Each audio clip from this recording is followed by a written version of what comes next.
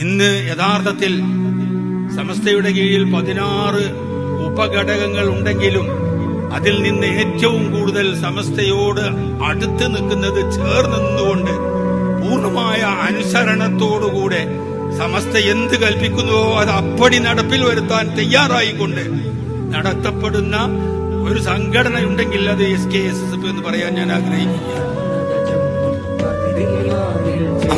അവരാണ് ഇപ്പോൾ സമസ്തന്റെ ഊടുവഴിയായി തങ്ങൾക്കൊപ്പം നൂറിൽ നൂറായി നാം സജ്ജം. അഹ്ലുസുന്നത്തിൻ വഴിയിൽ ആദർശധ്വജമേന്തുക നാം. അഹ്ലുസുന്നത്തിൻ വഴിയിൽ ആദർശധ്വജമേന്തുക നാം. ഖൽബിലെ ഈമാനിൻ കനവിൽ കുണിയയിലുയരട്ടെ തക്ബീർ. പ്രഭ നമ്മിലുണർത്തിയ പുണ്യ സമസ്ത വിളിക്കുന്നു ജന്നാ ജനകടലുള്ള